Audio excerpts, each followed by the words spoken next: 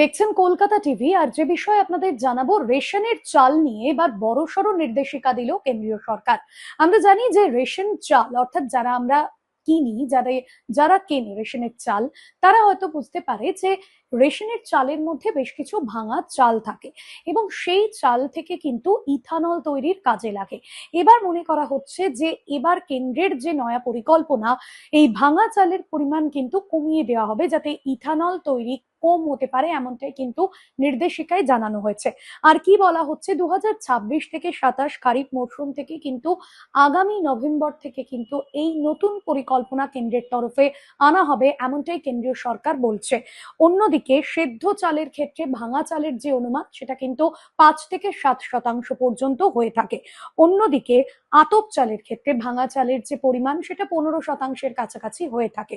কিন্তু পরবর্তীতে এই পরিস্থিতি কোন দিকে যায় বা কেন্দ্রের তরফে যে নির্দেশিকা জারি করা হয়েছে, সেই নির্দেশিকা কতটা মান্যতা দিয়ে এই ভাঙা চালের পরিমাণ কমানো হয় যাতে ইথানল তৈরিতে এই চাল ব্যবহার না হয়, সেই বিষয়টাও কিন্তু নজরে রয়েছে।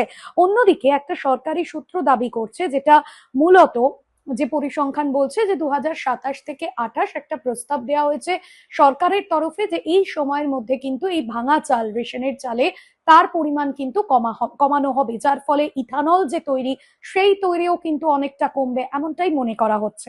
অন্যদিকে চাল থেকে যে ইথানল তৈরি, যা গত কয়েক বছরে উল্লেখযোগ্যভাবে বেড়েছে এবং সেই বারবারন্ত কমাতেই কিন্তু এই পরিকল্পনাগুলো নেওয়া হচ্ছে।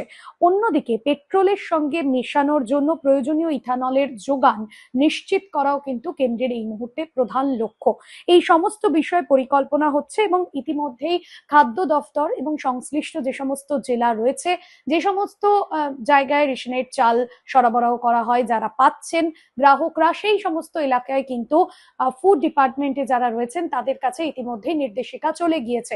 যাবতীয় যে প্রস্তুতি, সেই প্রস্তুতি কিন্তু শুধুমাত্র অনুমোদন পাওয়ার অপেক্ষায়।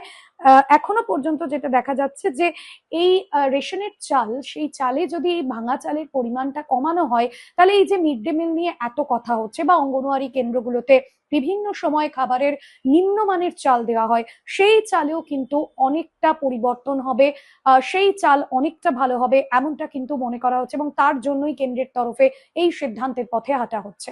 আজকের বিষয় এ পর্যন্তই, তবে অন্যান্য খবরের জন্য দেখতে থাকুন কলকাতা টিভি রাত 3:30।